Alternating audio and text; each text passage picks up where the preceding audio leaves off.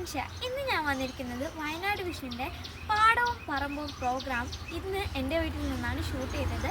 അതിൻ്റെ കുഞ്ഞു കുഞ്ഞു വിശേഷങ്ങൾ പങ്കുവെക്കാനാണ്.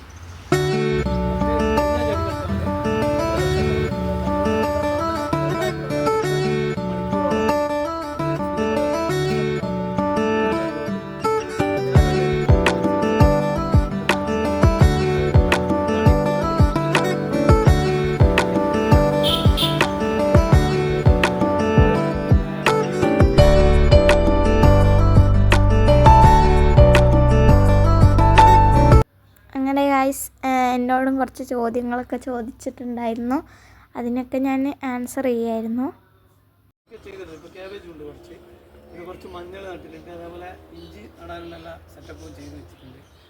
അങ്ങനെ ഇതിൻ്റെ full video Wayanad vision YouTube ചാനലിൽ അപ്ലോഡ് ചെയ്തിട്ടുണ്ട്, പോയി കാണുക. കൊച്ചു കൃഷിയിടം ഒരു മാതൃകയാണ്.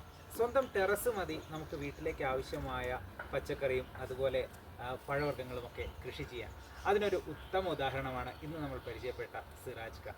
അദ്ദേഹത്തിൻ്റെ ഈ ഒരു കൃഷിയിടവും ഇവിടുത്തെ കൃഷി രീതികളും ഒക്കെ നമുക്ക് ഏറ്റവും മാതൃകയാക്കിയെടുക്കേണ്ട ഒന്നുകൂടിയാണ്. അതോടൊപ്പം തന്നെ അദ്ദേഹത്തിന് നമുക്ക് വലിയൊരു പ്രോത്സാഹനം കൂടി നൽകേണ്ടതുണ്ട്.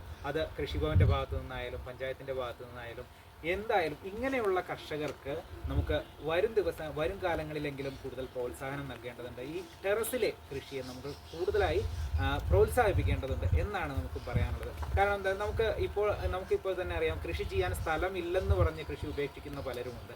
അവർക്കൊരു പ്രചോദനം കൂടിയാണ് സിറാജ് കെ പോലുള്ളവർ. അപ്പോൾ എന്തായാലും പാടവും പറമ്പും ഇന്നത്തെ എപ്പിസോഡ് ഇവിടെ പൂർണ്ണമാവുകയാണ്. അടുത്ത ആഴ്ച മറ്റൊരു കർഷകൻ്റെ കൃഷിവിശേഷവുമായി വീണ്ടും കാണാം. നന്ദി, നമസ്കാരം.